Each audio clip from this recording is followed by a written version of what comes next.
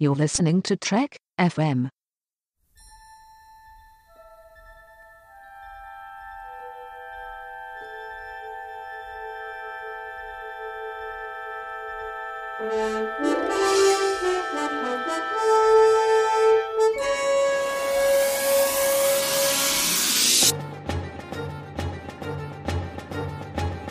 Welcome to From There to Here, Trek FM's 50th anniversary Rewatch project, where the hosts of the network get together and discuss for you all 729 episodes of the Star Trek franchise, whether we want to or not.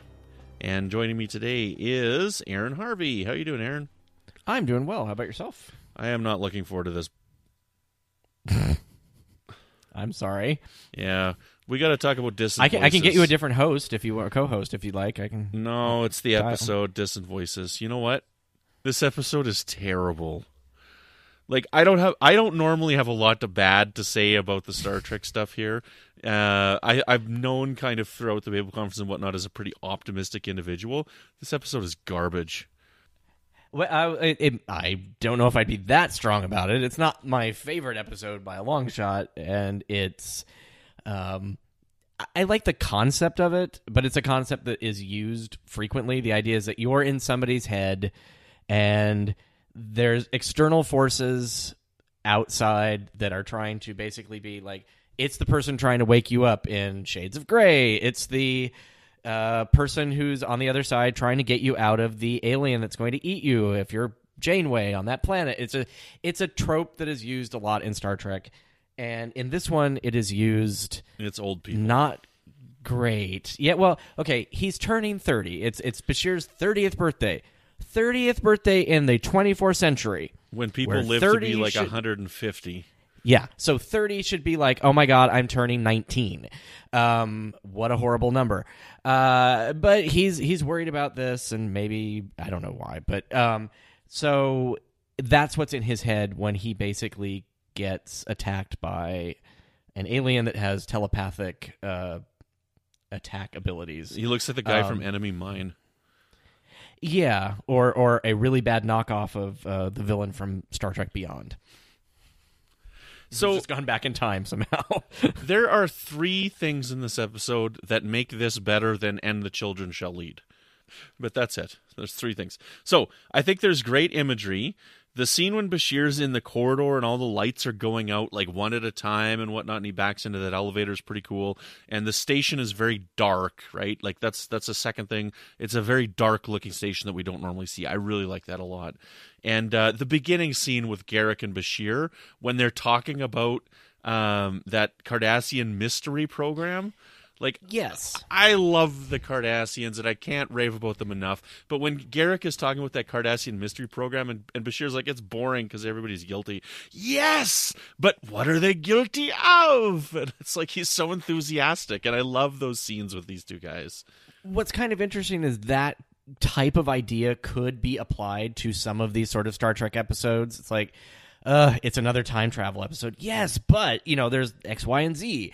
And it's the fun part, but it doesn't work with this because there is nothing fun in this episode. It just does not, it's all flat. I don't know what it is. I love the beginning and I love the end, and if we could have actually somehow done something with Garak and, the whole idea of, I honestly, the first time I watched this, I thought it was Garak basically giving Dr. Bashir a really cool birthday present.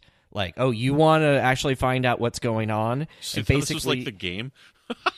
Yeah, something like that. I was just like, that could have made that really interesting, and it would be like, holy crap, that wasn't cool, and I'm really, really pissed off at you, and you could still get that line, so, oh, well, there's hope for you yet. And you're just left going like, what? It could have been a real mind bleepery kind of thing.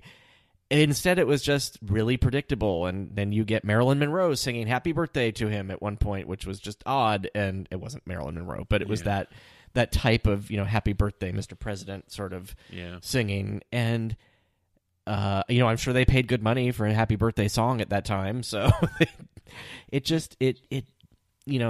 not good. No, it loses me. I'm trying to pull something out of it that's like philosophical or just that opening scene is about all that's good. So that's all that I watch. The when Garrick and Bashir are playing tennis and he's like really old, that's when it really loses me. I'm like, oh, okay, where's the remote control?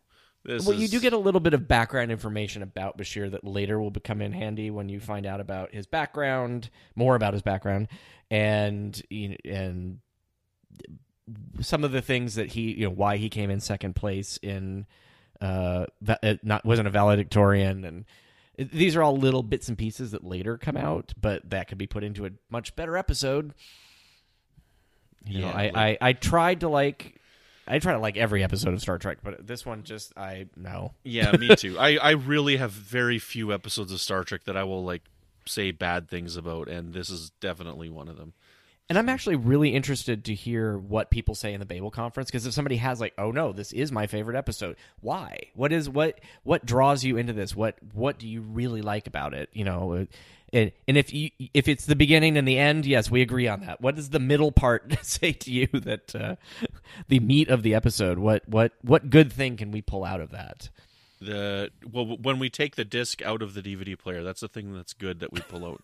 So, anyways, should we move on to the next one before we just grow old with, death and despair and... Okay, I'll go over to the looking glass. Through the looking glass, we go to the mirror universe again, and Smiley comes through a temporal transporter or whatever and brings back Cisco in order to rescue Cisco's dead wife, but he's dead over there, and she's not dead over there, but she's dead over here, and he's not dead over here, and craziness ensues.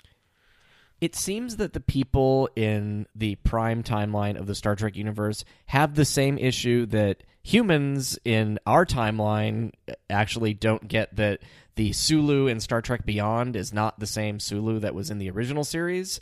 Because that's not Jennifer. It's not Jennifer. It's not his wife. It's just he instantly gets that whole, I don't want to, it's like, it's just, you would think with the amount of times that they've had interaction with parallel universes and this type of phenomena that they would realize this is literally not Jennifer. Don't have those feelings for her. That'd be tough, man. I mean, like, it's his dead wife. He loved his wife. I don't think but that's you not just his turn wife. it off that way. But it is his wife. That's just it. It is. It's a version of his wife in a different universe. It's not that easy. I don't know. I was like, okay. Well, when I encountered this alternate version of my wife, I couldn't tell the difference. So, anywho. I did find that it was interesting that when Cisco was being alternate universe Cisco, he was just basically being Avery Brooks in the Captain's movie. I want to know how he knew that. Okay, so I really like crossover. We were talking about this earlier. I love crossover. And in crossover, Captain Cisco is like bat poop insane, right? Yes. Like, he is just insane, and I absolutely love it. But I want to know, how did he know how to play him that way, right? Because he never met him. Well, there's a conversation between him and Smiley, between the alternate Bashir, and the alternate O'Brien, and he must have told him something about it. Or maybe he saw video. I don't know. Like, I don't think they would really record anything like that, but I love Cisco in crossover, though. Like, man, that guy is just insane, and he is awesome to watch. That laugh that he does, he's like, I don't know, he's just so cool. But, very creepy, too, at the same time. Yes. No, I've had the issue I had with the Deep Space Nine mirror universes the first time I saw them. I like them because they seem in universe a little bit more realistic than the original series alternate universes, but the fact that it's supposed to be connected to the same universe, how all of these people ended up in relatively the same spot is beyond me. That does not make a lot of sense. Right, with the amount of people that would have died and whatnot. I mean, it's just for fun. I mean, at this point, like, I know. You could have different spin-off points, right? Like, when you go into Mirror, from the original series, okay, fine, everything could be that close. But with the amount of people that die and whatnot from promotions, you're not going to have enough people around to mate and have the same children, right? Exactly. But I don't know, I could get past that because it's just fun to watch them all be different, right? Yeah. It's cool to see Terok Nor orbiting Bajor. It's something that you don't see very often. Rom is tough. He's Yep. a different character. We got Tuvok in here, which is kind of cool. And, I don't know. I like it. I have fun watching these episodes. My wife hates these. When we watch Deep Space Nine, and I told her it's a mirror episode, she's like, oh, really? Like, she really hates them. But I don't know. I have a lot of fun with them. I enjoy watching them. I don't think this is as good as Crossover. I think Crossover is the best one myself. But, I still enjoy watching them all. I do like, jumping ahead to when we get Jake, meeting Jennifer. Yeah. Because that I thought that is realistic that he would become attached to Jennifer, more so than Sisko. I think it's interesting because we see a cloaked ship in this episode. Cloaked Cardassian ships. Yeah. And then later, when we re-experience the mirror universe, they've never heard of a cloak. It's the Emperor's New Cloak, I think is actually the name of the episode. Mm-hmm. So either we've gone into multiple mirror universes, which I think that would actually be a really interesting concept, or it's just a continuity error. That's probably continuity error. I always thought when we first see Sisko that, they basically ask him to step in and become this rebel leader, essentially. And I was just like, I always wanted him to say, look, I was just recently Gabriel Bell, and I've already done the whole I'm coming in and I'm taking over somebody else's position.